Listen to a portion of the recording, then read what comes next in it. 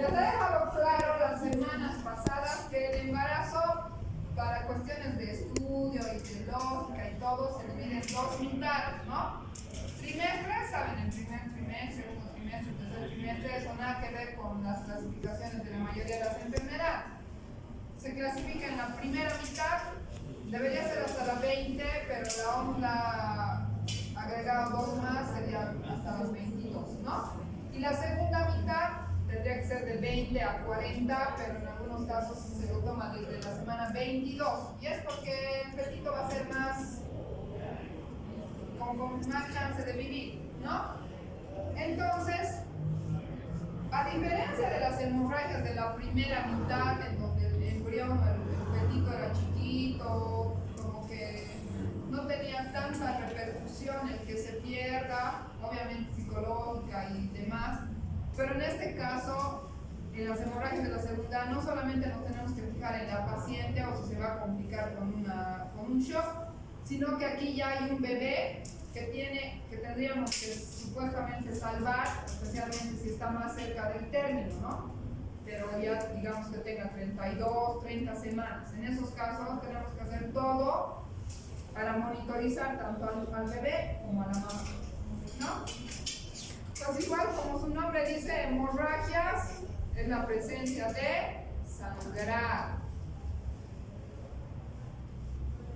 Este puede afectar entre 2 al 5% de las embarazadas y, como les decía, incluye el manejo no solamente la evaluación materna, sino también la evaluación fetal. Saber que el bebé está bien y la mamá hacer un control de la hemodinamia, es decir, está estable hemodinámicamente, se está descompensando, se van a morir los dos, o qué es lo que vamos a hacer, ¿no? Dentro de la etiología existen, vean, las 5 causas más importantes de hemorragia de la segunda mitad van a ser estas: la placenta previa, el desprendimiento de placenta, la rotura uterina, la rotura del seno marginal y la rotura de la masa previa. Pero no todos los sangrados que se presenten en una mujer embarazada van a ser dependientes del útero o del embarazo. También pueden haber otras causas que debemos nosotros identificar y diferenciar, ¿no?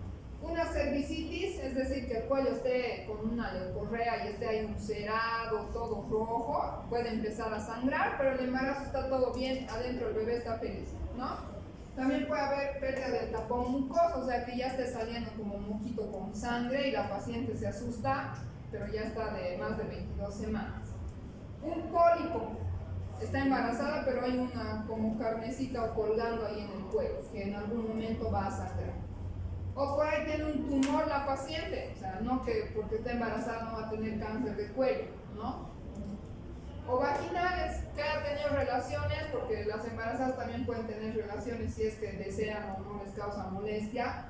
Pues puede ser que un traumatismo, ¿no? O una laceración, o se ha caído, o resulta que hay embarazadas que andan en moto y se lastima la zona vaginal o algo así, puede haber sangrado. O la inflamación de la vagina o también algún tumor de la vagina. Pues para que me entiendan a qué nos referimos con la etiología o las causas de la hemorragia, el útero es este, ¿no? En la segunda mitad ya va a haber una placenta que normalmente debería estar ahí arriba, en el fondo uterino. El cordón, el bebé ahí flotando, su ombligo, ¿no? Entonces es supuestamente un embarazo normal. La primera causa que dice la placenta previa, la placenta en vez de estar fijada ahí en el fondo va a ser previa a la presentación. Normalmente el bebé va a salir por aquí, ¿no?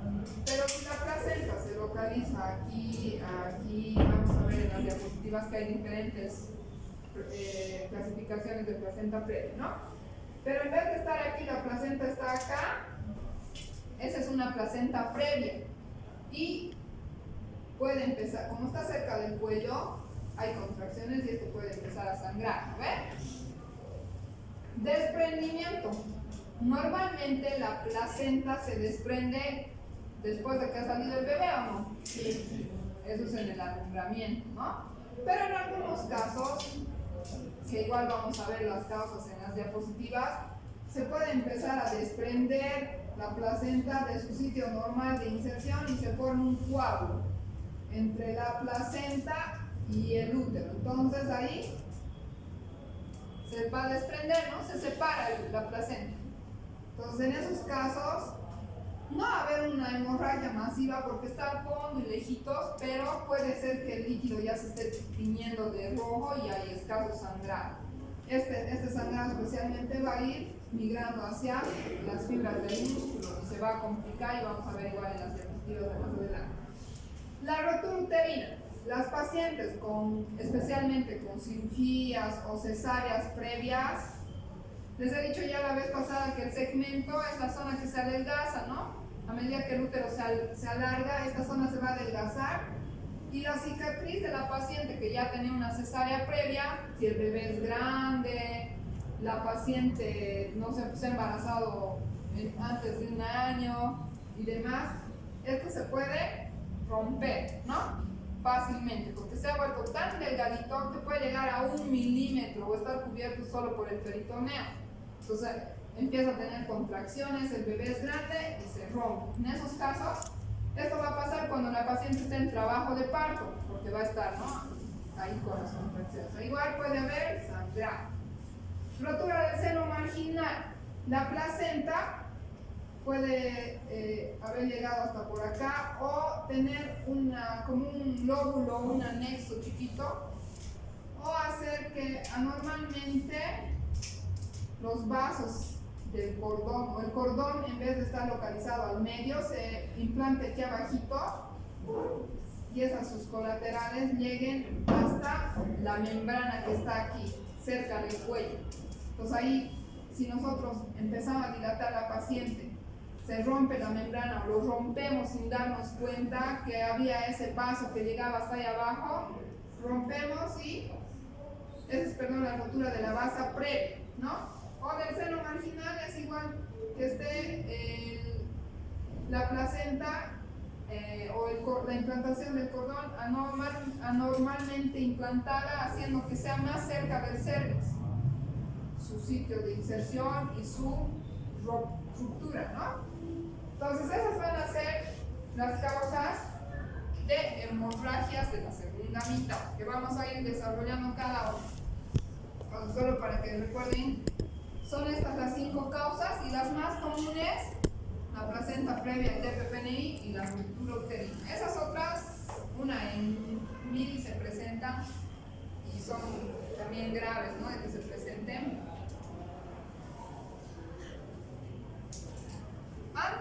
Puede haber causas o las causas pueden presentarse antes del trabajo de parto, eso en el caso en que ya sabemos que la paciente tiene placenta previa, ¿no ven? Porque al hacer el control prenatal y las ecografías, ya vamos a saber dónde está localizada la placenta, porque la ecografía nos va a decir placenta de inserción baja o oclusiva total o placenta no inserta en el fondo. Puede haber un DPPNI. En algunos casos se puede desprender antes de que haya contracciones o cuando se rompan las membranas igual antes de las contracciones, o sea que no hay contracción, no hay actividad uterina, pero ya puede haber sangrado transvaginal. Durante el trabajo de parto puede deberse a un DPPNI, a una placenta previa o a una rotura uterina y de basa previa.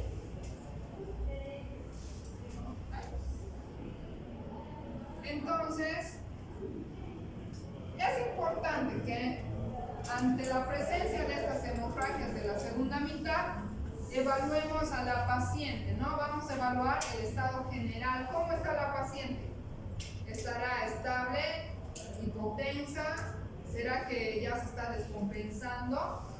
¿Cuánto ha sangrado? Es importante saber, ¿no? Precisar la cuantificación del sangrado.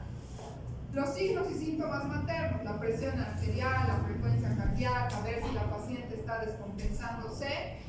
Vamos a auscultar los latidos cardíacos, porque también hemos dicho que tenemos que vigilar el bienestar fetal, ¿no? Escuchamos, verificamos si no está sufriendo ese bebito para actuar de una vez o operarle si es necesario. Vamos a hacer un examen especular para cuantificar. Puede ser que la paciente esté manchando o traiga sus toallas y les muestre, no he manchado todo esto, o he usado esta toalla nocturna, o he manchado toda esta sábana, o puede ser que esté apenas manchando escaso y sea operado. No realicen tacto vaginal en estos pacientes si no tienen la experiencia, especialmente si la placenta es oclusiva total, porque lo que van a enfocar es la placenta y ustedes lo pueden desgarrar. Si está dilatando y ustedes meten y dicen, ¿qué es esto? No conocen, ¿no? La placenta. ¿Qué es esto? Se van a sentir como un tejidito así carnoso, como hígado de vaca, así lo han tocado una vez el hígado, así blando, así va a ser la placenta. Entonces ustedes, si no saben qué es, van a hurgar, hasta lo pueden perforar y la paciente va a empezar a sangrar a chorro. Entonces mejor no hagan tacto si no saben lo que está pasando, especialmente en hemorragia de la segunda mitad. Vamos a canalizar una vía porque la paciente está sangrando. Tal cual sea la causa del sangrado, necesitamos poner una vía, ¿no? Para compensar hemodinámicamente. Y vamos a tener que precisar exactamente de cuántas semanas está embarazada la paciente. Ustedes ya el año pasado, el anterior semestre, han aprendido a calcular edades gestacionales, ¿no ve? Por fecha, por ecografía, por lo que sea, pero ustedes tienen que ver más o menos ya de cuántas semanas está. También eso nos va a ayudar un poco a tomar la decisión de interrumpir o darle medicamentos, tratar de que llegue lo más cerca del término. Para ver que cada paciente es diferente, o sea, no podemos decir a todas las placentas previas empieza a sangrar, les operamos. ¿No? O sea, tenemos que ir viendo cómo está el bebé, cuántas semanas tiene, y si nace y no hay un hospital donde el bebé pueda estar en incubadora, ¿qué hacemos? O sea, todas estas cosas que estamos aprendiendo las vamos a poder analizar, razonar y recién tomamos la decisión. 2. Además de evaluar el estado general y determinar más o menos la edad gestacional, la causa y demás, vamos a precisar o ver las características de la hemorragia. Al igual que el sangrado en el ectópico, que es oscuro, en el aborto, que es rojo, brillante, ¿no? O en la mola, que pueden haber como vesículas saliendo, en las hemorragias de la segunda mitad, va a variar también el tipo y la cantidad de sangrado. Igual vamos a ver en las diapositivas. Por ejemplo, en la placenta previa, el sangrado va a ser sin dolor y va a ser rojito, como si se cortara un vasito y sangra rojo, ¿no? Es rojo fresco. En cambio, en el DPPNI, como la sangre está ahí al fondo y no sale ese ratito, se va a coagular o se va a desnaturalizar y puede haber un sangrado oscuro, como más negro. Entonces también vamos a averiguar si hay antecedentes de traumas, tal vez la paciente se ha caído, ha tenido un accidente de tránsito, ¿no? O también en algunos casos en los que se rompa la membrana puede haber sangrado sin ser ninguna de las causas, de las 5 causas que hemos mencionado. Vamos a hacer además la evaluación ecográfica, ultrasonografía, ¿saben, no? ¿Qué es ecografía? Entonces vamos a hacer la evaluación ecográfica para poder confirmar cómo está el bebé. O sea, les he hablado ya de la ecografía Doppler, todavía no. La ecografía Doppler es una ecografía especial que nosotros usamos con mucha frecuencia porque nos permite evaluar el flujo sanguíneo que tiene el útero y el bebé. O sea, si se dan cuenta, el bebé depende de la sangre materna, ¿no ven? La que le llega por el cordón, y también el útero depende de la sangre que le va a llegar de los grandes vasos a través de sus arterias uterinas. Entonces, todo este flujo que nos va a reflejar cuánto de sangre le está llegando al bebé, o si le está llegando poca sangre al bebé o a la mamá en el útero, o demasiada presión arterial, por ejemplo, en los casos de preeclampsia. En esos casos, nos ayuda la ecografía Doppler a saber cómo está todo eso, cómo está funcionando el sistema hemodinámico del bebé y de la mamá.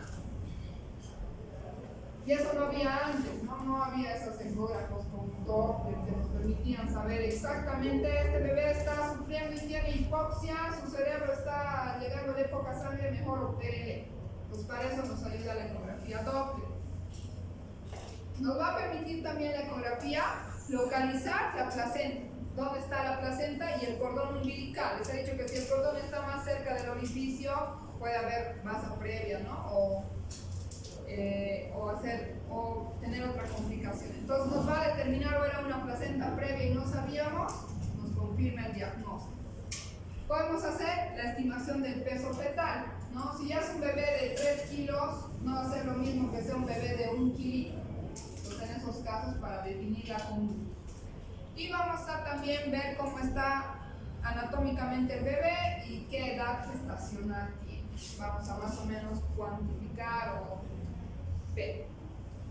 Entonces vamos a quedar en esta diapositiva, chicos, o esta más la vamos a llevar porque creo que la siguiente ya es entrar a las patologías. Para el manejo inicial de una paciente con sangrado, no solamente en la segunda mitad, también en la primera, les había dicho la vía venosa, ¿no? Canalizarle 2 venas para poder poner el suero, estabilizar si es que está sangrando demasiado.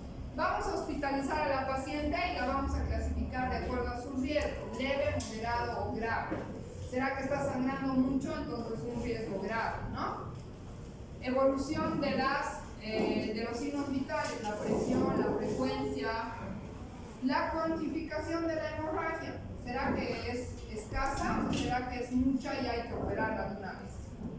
Vamos a monitorizar al bebé, escuchar con el ecosor o conectarlo a un cardiotocógrafo, que es ese aparatito que les he mostrado, les he dicho que existe cuando hemos llevado distocias, ¿verdad? Que nos permite saber cuántas contracciones, cuánto está la petrocardia y demás.